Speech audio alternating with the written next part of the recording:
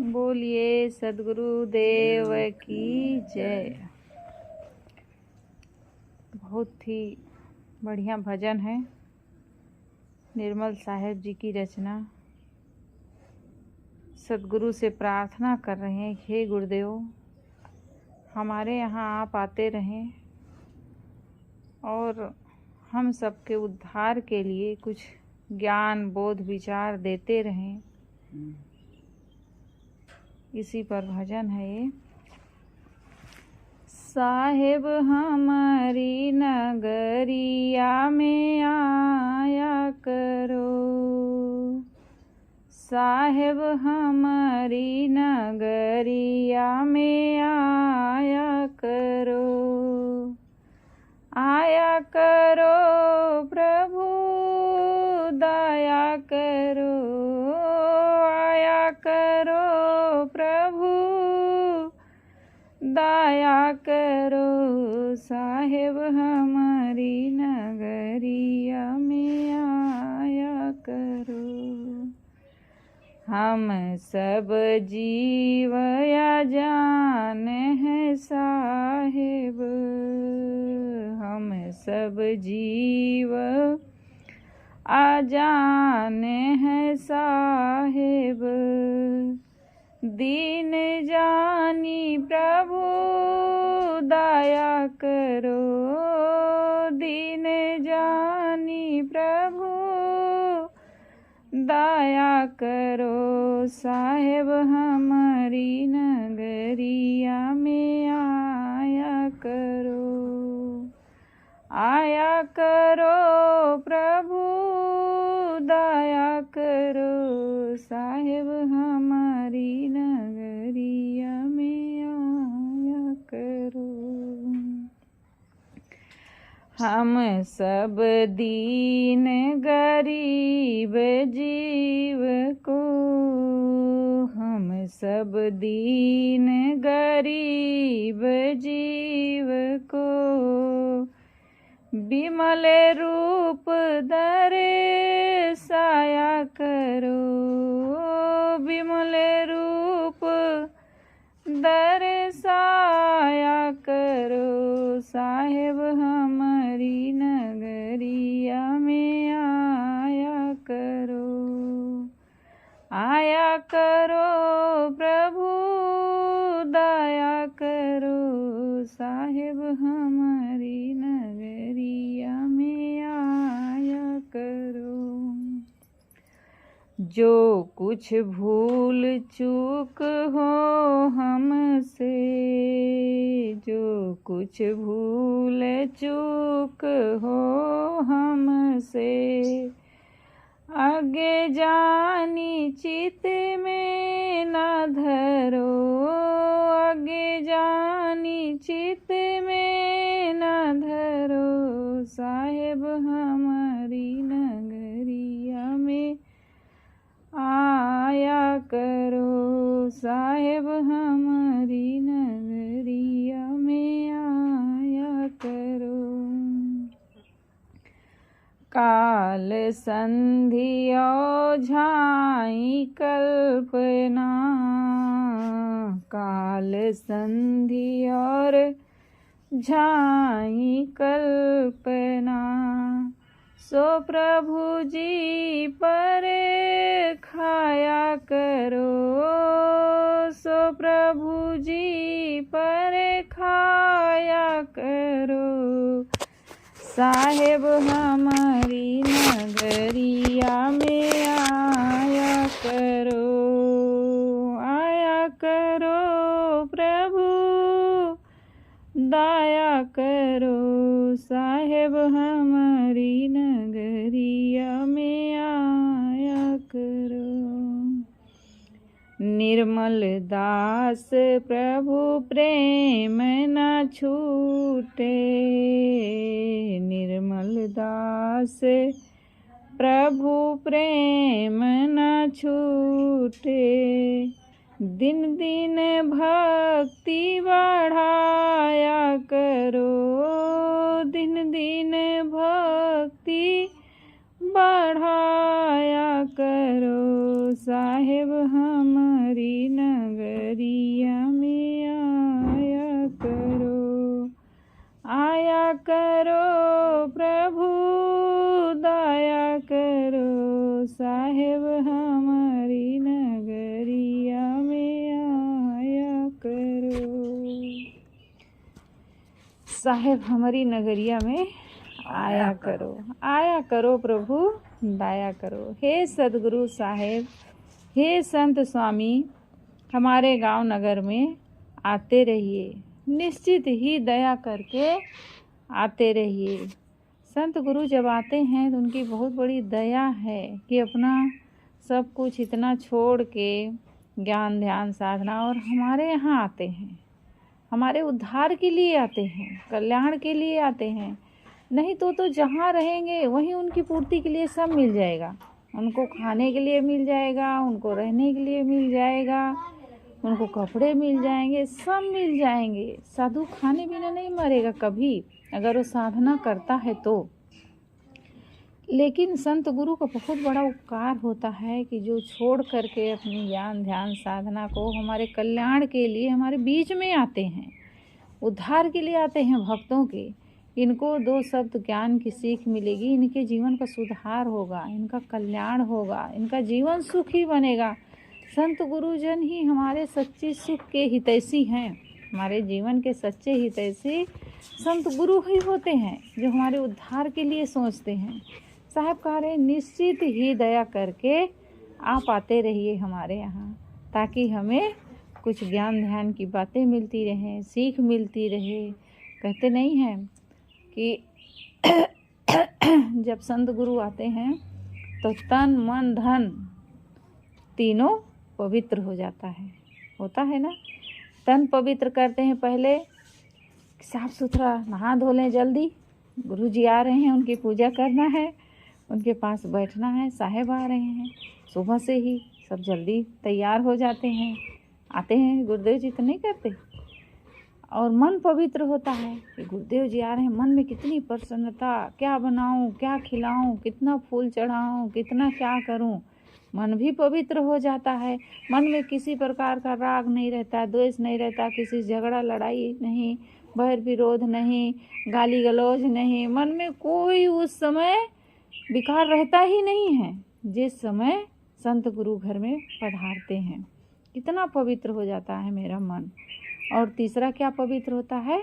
धन पवित्र होता है, क्योंकि संत गुरुजनों के सेवा में कुछ हमारा खर्चा हो जाता है, वो भी पवित्र हो गया ना। तन पवित्र सेवा किए और धन पवित्र किए, धन पवित्र किए दान। जब धन कब पवित्र होता है? जब हम उसका कुछ दान करते हैं, किसी की सेवा में लगा देते हैं, किसी के बैठ जाओ जब किसी की सेवा में हम अपना कुछ खर्चा कर लेते हैं, तब हमारा वो भी पवित्र हो जाता है। संत गुरुजनों के आने से कितना बड़ा उपकार होता है उनका। आते हैं तो घर का माहौल कितना पवित्र, कितना वातावरण, कितना खुश। मैं छोटी थी तो मुझे याद है साहब लोग आते थे तो कितना खुश रहती थी, फूले नहीं समाती थी, इतना शक्ति में शरीर में इतना एनर्जी रहती थी कि काम करते थकती नहीं थी। और साहब लोग बच्ची गिलास मांझ दो, बच्ची ये कटोरी मांझ लाओ, या बच्ची बच्ची कहा के सबसे ज़्यादा मुझे ही बुलाते थे।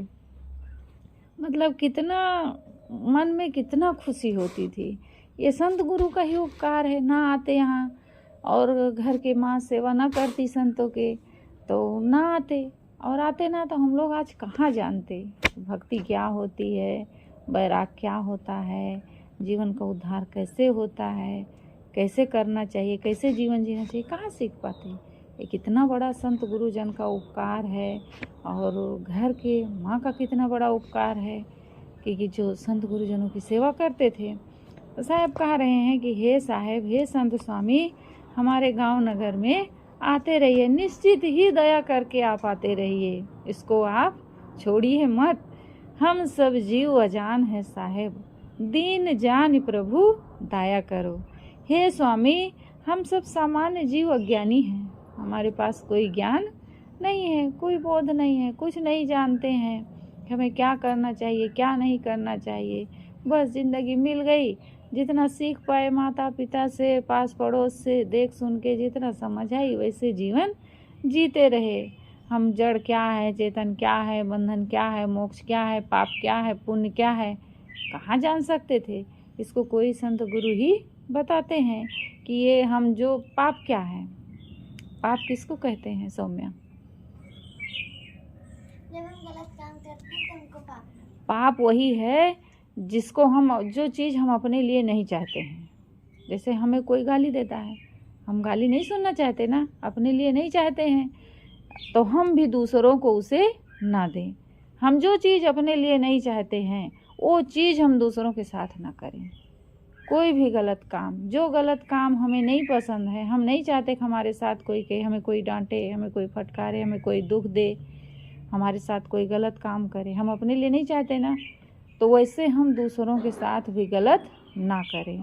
अगर हम गलत करते हैं तो फिर वो पाप है, उसे ही पाप कहते हैं। जो हम अपने लिए नहीं चाहते हैं और दूसरों के साथ करते हैं वही पाप है।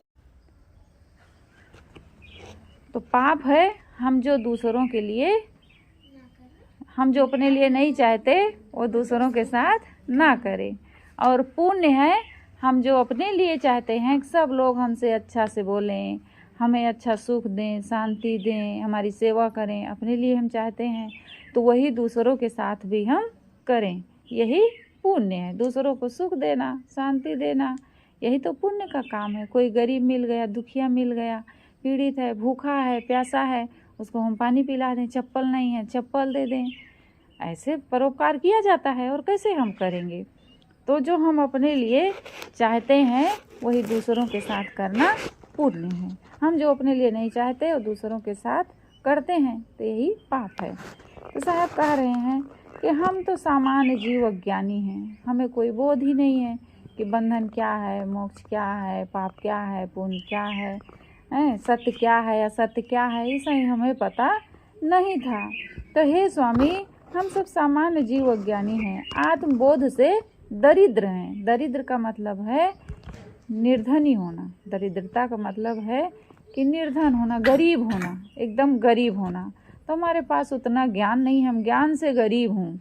बाहर का धन तो है, रुपए पैसे हैं, घर द्वार है, संपत्ति है, सब कुछ भरा पूरा है, लेकिन भीतर से ज्ञान की कमी है मेरे पास, समझदारी नहीं है अच्छी। तो साहब कह रहे हैं आत्मबोध से हम दरिद्र हैं, ऐसा जानकर आप हम पर कृपा कीजिए, हमें आत्मज्ञान आत्मबोध दीजिए।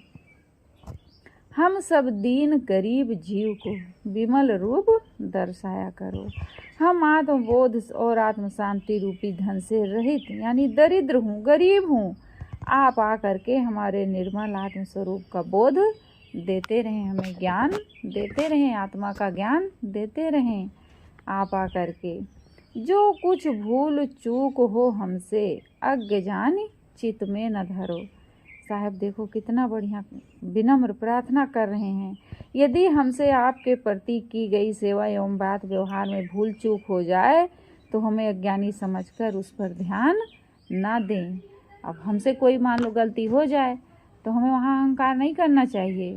हमें क्या कहना चाहिए, हमसे गलती हो गई, वहाँ तुरंत अपनी गलती मान लेना चाहिए। कोई भी गलती हो जाए और हमारे समझ में आ जाए कि हमसे ये गलती हो गई तो तुरंत कहना चाहिए हमसे ये गलती हो गई, अब आगे हम ऐसी गलती नहीं करेंगे। तुरंत क्षमा मांग लेना चाहिए, हमें क्षमा कर दो, हाथ जोड़ करके तुरंत क्षमा मांग लेना चाहिए। पाँव पड़ना हो तो पाँव भी पड़ देना चाहिए और कहना चाहिए हमसे ऐसी भूल हो गई, अब आगे हम ऐसी गलती नहीं करेंगे। जैसे कोई भी गलती हो गई हमसे, अनजान में हो गई या जानबूझ के हो गई, कई बार अहंकार बस जानबूझ के भी हम गलती कर डालते हैं, तो कई बार गलतियाँ हो जाती हैं। तो हो जाए तो हमें विनम्र होना चाहिए, अहंकार नहीं करना चाहिए, तुरंत कहना चाहिए हमसे गलती हो गई, हम नहीं जान पाए।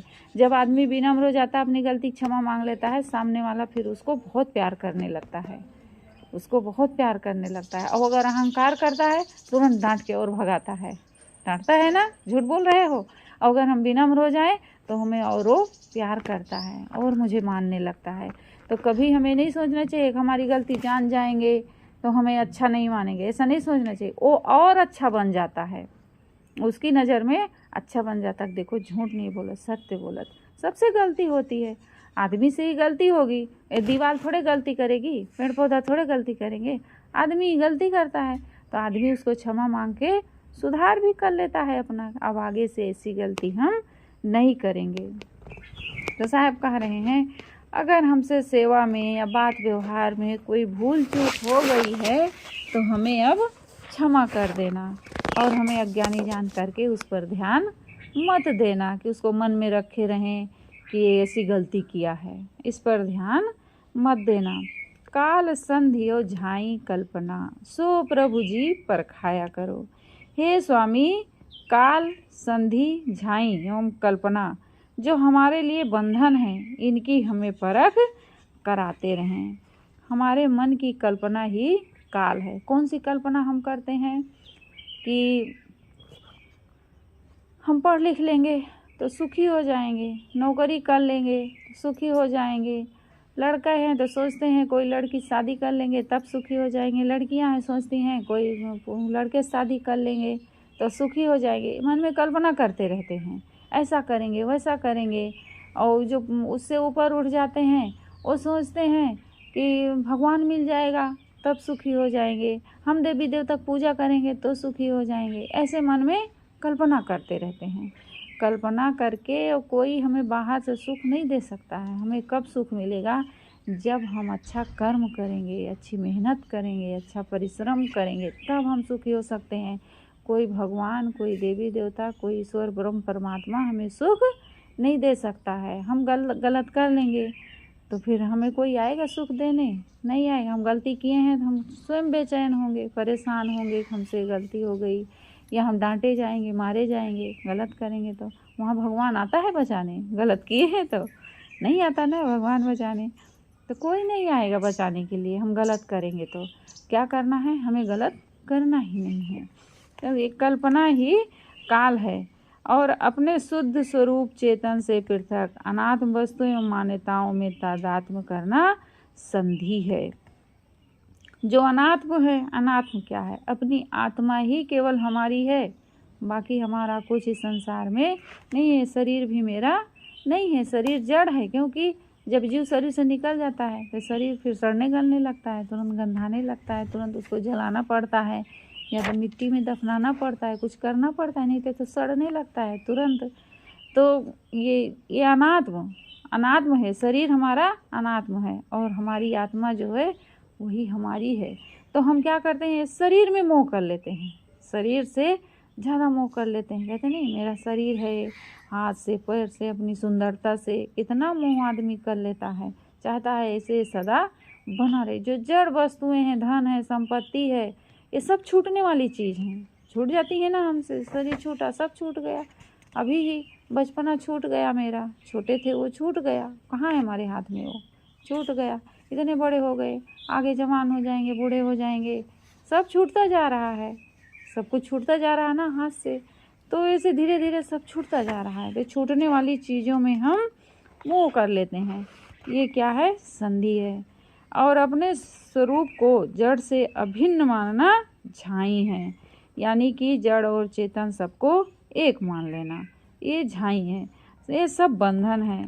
साहब कह रहे हैं सारी मान्यताओं तथा जड़ दृश्य से अपने को सर्वथा असंग, निराधार, केवल समझना यथार्थ बोध है। यही यथार्थ ज्ञान है। साहब कह रहे हैं निर्मल दास प्रभु प्रेम न छूटे, दिन दिन भक्ति बढ़ाया करो।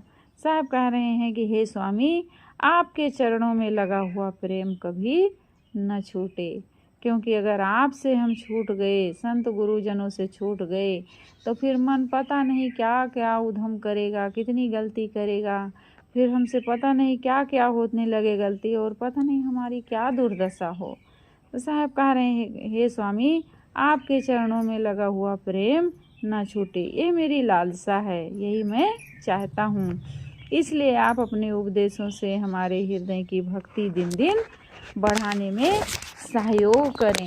हमारे जो भीतर भक्ति है आपके प्रति, ये दिन दिन बढ़ती जाए, ये कभी घटे ना, सदैव बढ़ती रहे हमारी भक्ति। और संत गुरुजनों में हमारा मन लगा रहे, उनके प्रति हमारे मन में भक्ति बनी रहे, ताकि हमारा उद्धार होता रहे, हमारा कल्याण होता रहे। आगे साहब कह रहे हैं, खता तो हो चुकी मुझसे, उजुर है माफ़ करने की। साहब कह रहे हैं, गुरुदेव मुझसे अपराध तो हो गया है, मेरी प्रार्थना है कि आप मुझे क्षमा कर दें। मुझसे अपराध हो गया है। कौन सा अपराध हो गया है? साहब कह रहे हैं, मन में अनेक प्रकार के विषय विकार उठते हैं, अनेक प्रकार की चुगली निंदा कर देते हैं, ईर्ष्या करते हैं, द्वेष करते हैं, अहंकार करते हैं।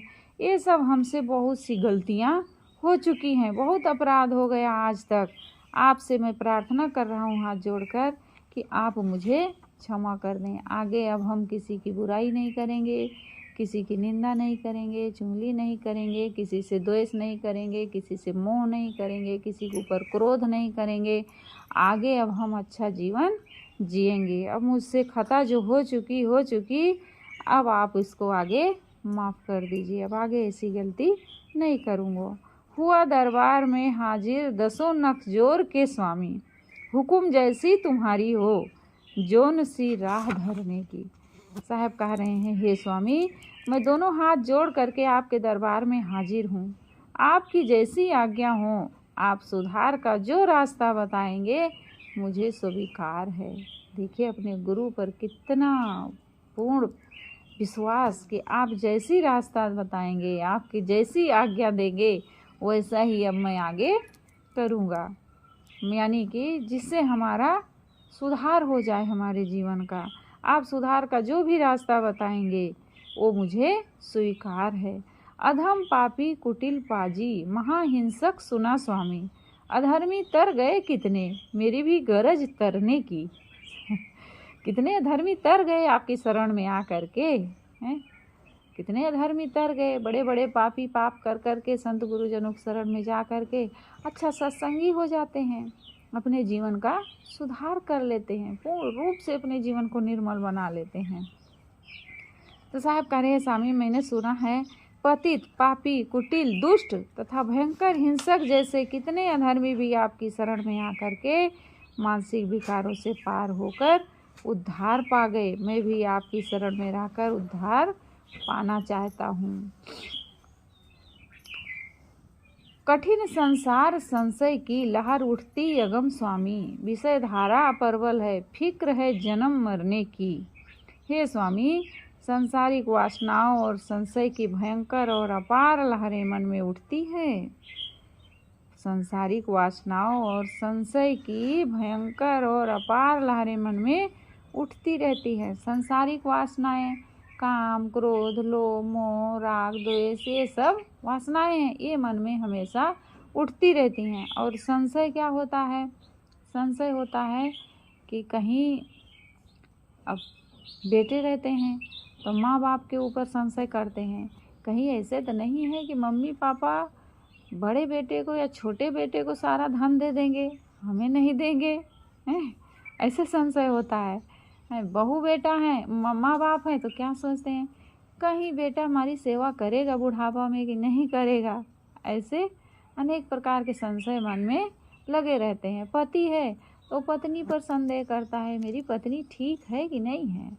पत्नी सोचती है पति मेरा ठीक है कि नहीं है, नहीं कहीं दूसरे स्त्री के चक्कर में हो। ऐसे अनेक प्रकार का संशय मन में लगा रहता है। जो इससे ऊपर उठ जाते हैं घर गृहस्थी से, वो क्या सोचते हैं, ईश्वर है कि नहीं है, भगवान है कि नहीं है, मैं इतना भक्ति कर रहा हूँ मिलेगा कि नहीं मिलेगा, हमारा मोक्ष होगा कि नहीं होगा, ये दुनिया को कौन चला रहा है, कोई भगवान है चलाने वाला कि अपने चल रही है। ऐसे मन में अनेक प्रकार के संशय आदमी के बने रहते हैं। साहब कह रहे हैं, हे स्वामी, संसारिक वासना और संशय की भयंकर और अपार लहरें मन में उड़ती हैं। विषय वासनाओं की मानसिक धारा प्रबल है, जैसे धारा बहती है ना जोर से, ऐसे मेरे मन में अनेक प्रकार के मानसिक विकारों की वासनाओं की प्रबल धारा बह रही है। ये चिंता है जन्म मरण के प्रवाह से मैं कैसे पार पाऊंगा, जाना है। कठिन संसार संशय की लहर उठती अगम स्वामी, विषय धारा प्रबल है, फिक्र है जन्म मरने की।